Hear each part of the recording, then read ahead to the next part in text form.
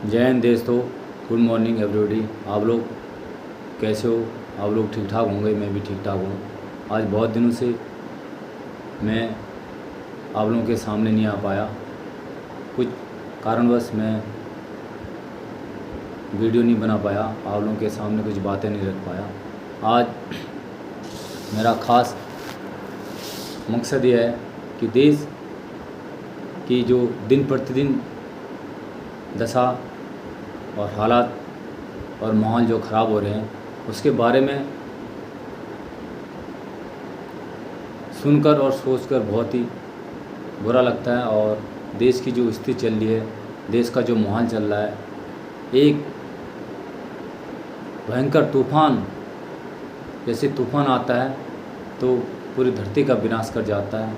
इस तरह से माहौल ऐसा चल रहा है कि आने वाले समय में हमारे पूरे देश का विनाश होने वाला है। तो इसीलिए मैं उसी विषय में आप लोगों के समूह से कुछ बातों के विषय में चर्चा करना चाहता हूँ। जैसे आजकल की पार्टियाँ अपने जो मेन मुद्दे हैं उन मुद्दों से जनता को भटका के उनका ध्यान दूसरी तरफ करके, कोई बोलता है ताजमहल, कुतुब मीनार, लाल किला, इन मुद्दों पर बात कर रहे हैं। इन मुद्दों पर हमको बात करने की कोई ज़रूरत ही नहीं है, क्योंकि ये हमारे देश के प्रतीक हैं। और ऐसे जो देश के स्तंभ होते हैं उनके विषय में हमको इस तरह से राजनीति करना, हम पढ़े लिखे लोग जो कुर्सी पर बैठे हैं उनको शोभा नहीं देता।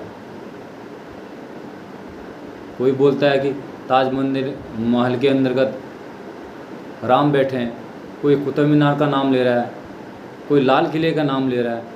क्या ये जितने भी हमारे ये स्तंभ हैं, इनके नाम लेने से, इनके विषय में राजनीति करने से क्या हमारे देश का विकास संभव है? हमारे देश की अर्थव्यवस्था संभव है? हमारे देश के नौजवान का जीवन संभव है? ये बोलने से क्या होगा? ये बोलने से हमारे आने वाली पीढ़ी का जीवन संभव है? नहीं है ना। ये बोलने से हमारे देश में राजद्रोह हो जाएगा। इसमें हिंदू मुस्लिम सिख ईसाई करके हमारे देश में एक दिन घर युद्ध होने वाला है। ये लोग आपस में हमारा घर युद्ध कराने चाह रहे हैं। पर शिक्षा का नाम लो ना, रोजगार का नाम लो, अर्थव्यवस्था को आगे बढ़ाने का काम करो, रोजगार को आगे बढ़ाने का काम करो, शिक्षा नीति स्कूलों को आगे बढ़ाने का काम करो, मेडिकल सुविधा पर जोर दो, सरकार की अर्थव्यवस्था पर जोर दो। इन्होंने क्या मुद्दा उठाया अब? राम, हनुमान, रहमान, अली, ये बोल के हमको आपस में लड़ा के हमारे देश का माहौल, हमारे देश का भाईचारा, हमारे देश की जो एक संवेदनशील हमारा देश है, उस देश को ख़त्म करना चाह रहे हैं।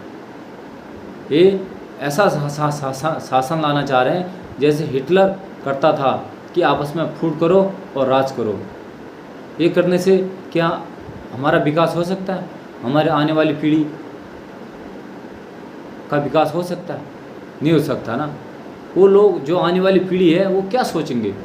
जो छोटे छोटे बच्चे हैं जो अभी स्कूल पढ़ रहे हैं, जिनकी अर्थव्यवस्था, स्कूल घर तोड़ दिए गए, स्कूल पढ़ाई नहीं कर पा रहे हैं, हाँ, मोबाइल की सेवा नहीं है, लाइट नहीं है, बिजली नहीं है, पानी नहीं, वो क्या सोचेंगे आपके विषय में? आप लोग सोचते हो कि हम बहुत पढ़े लिखे हैं और हम जो कर रहे हैं सही कर रहे हैं। अरे दिमाग इस मालिक ने जो ऊपर बैठा है, जो सबको देख रहा है इस धरती पर कौन क्या कर रहा है, तो इसने सबको दिमाग दिया। चाहे वो स्कूल पढ़ने वाला बच्चा हो, चाहे वो स्कूल पढ़ के अपना ग्रेजुएशन करके कहीं पोस्ट पर और कहीं न्याय की कुर्सी पर बैठा हो, उसको भी उतना दिमाग दिया है और उसको भी इतना दिमाग दिया। वो छोटा बच्चा है, इतना वैल्यू है, आप एजुकेशन करके कुर्सी पर बैठे हो और ये भी उतना वैल्यू है।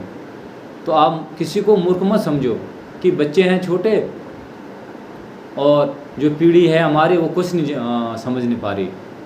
सबको समझ आ रही, जो आप राजनीति कर रहे हो सबको समझ आ रही।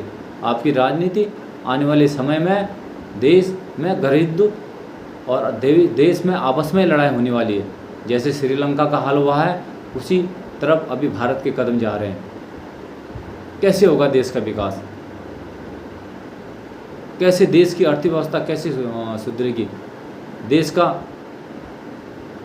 पैसे डॉलर देखो पहले कितना ज़्यादा था, अभी देखो कितना कम हो गया। जब ये सत्ता पर आए थे बोले थे कि हम राजनीति करने नहीं आए हैं, हम देश की सेवा करने आए हैं, ऐसे इनके भाषण थे। अभी क्या कर रहे हो?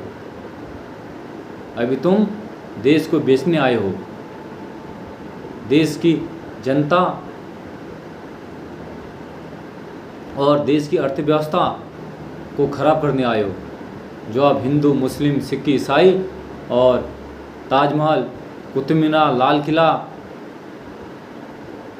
आज तक इतने सालों में कुतुब मीनार, लाल किला, ताजमहल के बारे में किसी ने बात ही नहीं की। क्या आप ही एक दुनिया देश के इतने पढ़े लिखे आदमी हो क्या? इतने सालों में इसके विषय में जो हमारे ये स्तंभ है जिनको पूरा देश मानता है, इनके विषय में किसी ने चर्चा नहीं की। हमारे स्थल हैं ये, हमारे टूरिस्ट स्थल हैं ये। आज आप शासन पर आए, आज आप बोल रहे हो कि ताजमहल में ज़बरदस्ती हमारा मंदिर था, ताजमहल बना दिया, ये हो गया वो हो गया। ऐसी बातें क्यों कर रहे हो? बेवकूफ़ी बात है। दुनिया को क्यों आप बेवकूफ़ बना रहे हो? आप बेवकूफ़ हो, ठीक है।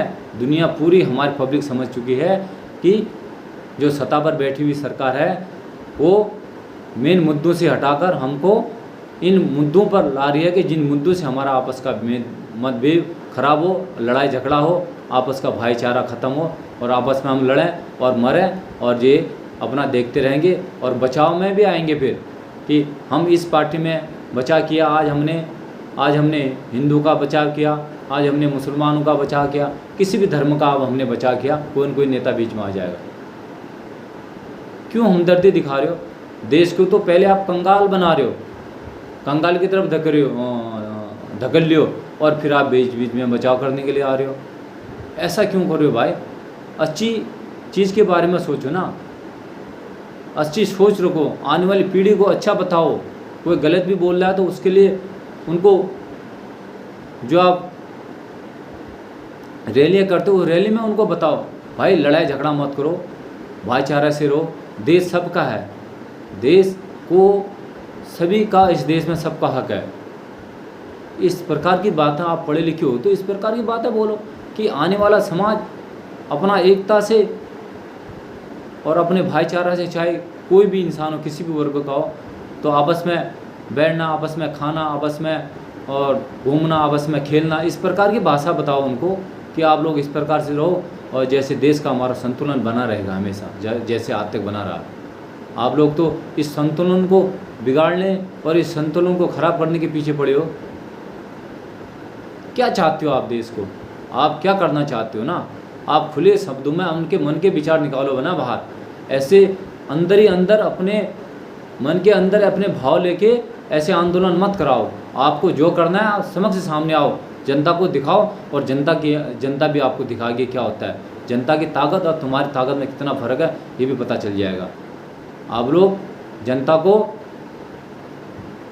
गरीब करने के लिए मजबूर मत करो, नहीं तो आपको ये गद्दियाँ छोड़ के भागना पड़ेगा। जैसे श्रीलंका की हालत हुई, जनता की ताकत आपने देखा नहीं है।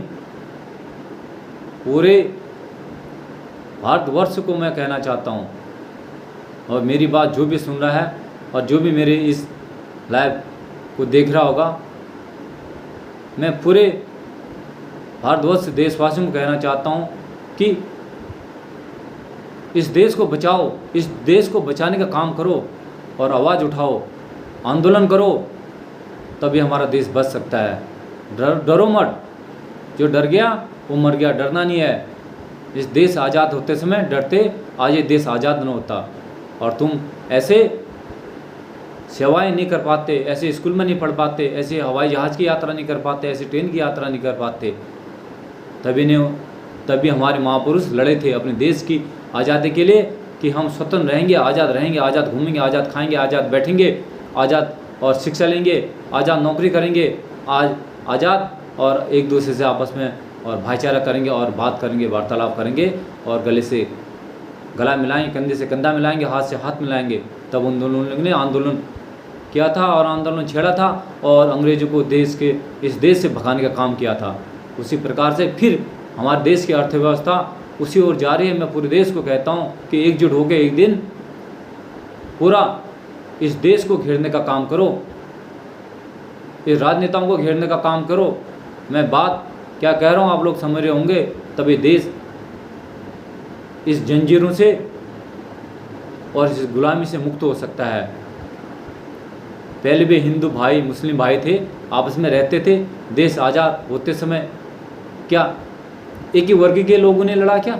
एक ही वर्ग के लोगों का खून बहा क्या? उसमें हर वर्ग के लोग, हर वर्ग के बच्चे, माँ बहन बुजुर्ग, सबका खून बहा, तब ये देश आज़ाद हुआ है। आप लोग हमको मूर्ख बनाने के लिए हमको मूर्ख मत समझो, नहीं तो न तुम बच सकते हो, न तुमको एक है कहावत, न तुमको कोई मार सकता है, न तुम बच सकते हो। ये समझ लो कि तुम सोच रहे हो कि हमको तो कोई मार नहीं सकता है और तो तुम बच भी नहीं सकते हो। ऊपर मालिक के वहाँ देर जरूर है, अंधेर नहीं है। वो तुम्हारे कारनामे, तुम्हारे करतूत, तुम्हारी सोच पूरा देख रहा है। वो इस धरती पर मानव को इसलिए भेजा है कि धरती पर जाओ, पुण्य कमाओ, भलाई करो, आपस में किसी को लड़ाओ मत, सबके साथ भाईचारा करो। इसलिए तुमको इस धरती पर भेजा था कि धरती का विकास करो। जैसे राम को इस धरती पर भेजा कि धरती पर पाप ज़्यादा हो गया है, इस पाप, इस कलंक को दूर करो, तब राम ने विष्णु अवतार का रूप लेके इस धरती में दुराचारी, अत्याचारी, पाप, अहंकारियों का विनाश किया था। उसी प्रकार से फिर समय आने वाला है हमारे देश में, एक फिर भगत सिंह पैदा होने वाले हैं। अभी हमको उस भगत सिंह की बहुत आवश्यकता है, जिस भगत सिंह ने अपने देश के लिए फांसी के तख्तों पर इंकलाब जिंदाबाद करके लटक गया था। उसी प्रकार से हमको फिर सभी देशवासियों को भगत सिंह बनने की बहुत ज़रूरत है। मेरे इन बातों को सोचो और समझो। मैं किसी पार्टी और किसी व्यक्तिगत के विषय में नहीं कह रहा, मैं पूरे सर्व समाज और समाज के विषय में कह रहा हूँ कि हमारे पूरी आने वाली पीढ़ी का विकास हो, नहीं तो आने वाली पीढ़ी का विकास असंभव है, आने वाली पीढ़ी का विनाश है। ये निश्चित समझो।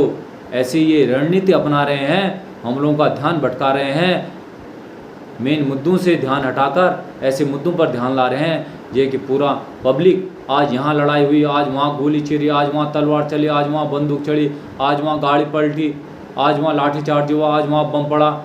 ये इसी ऐसा माहौल हमारे अराजकता इस समाज में बनाना चाह रहे हैं कि पूरी पब्लिक का ध्यान इन्हीं मुद्दों पर चले और बाकी मेन मुद्दों पर हटके और हम अपना तानाशाही शासन और हमेशा करते रहें।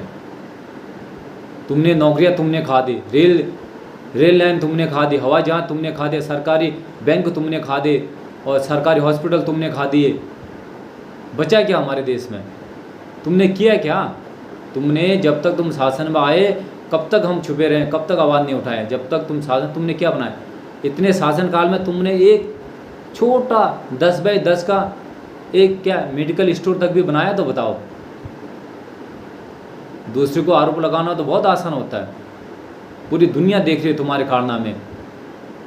इसलिए मैं पुनः पूरे देशवासियों को कहना चाहता हूँ कि अभी फिर हमको एकजुट होने की आवश्यकता है, हमारे देश को बचाने की आवश्यकता है। जैसे पहले हमारे देश को बचाने के लिए पूरे भारतवासी एकजुट हुए थे, तभी अंग्रेज़ों को समझ आ गया था कि अब इनकी मुट्ठी खोलना बहुत मुश्किल है। उसी प्रकार से हमको सब अब एकजुट होकर अपने देश को बचाने की आवश्यकता है। और मेरे इस विचारों को अधिक से अधिक शेयर करें और इसको लाइक करें, सब्सक्राइब करें। मैं सभी का आभारी हमेशा रहूँगा। मैं एक सामाजिक कर्ता, उसके विचारों से आप लोगों के समूह से कुछ मैंने महत्वपूर्ण तथ्य रखे, इन तथ्यों के ऊपर गौर करो। जय हिंद, सत श्री अकाल। इंकलाब जिंदाबाद।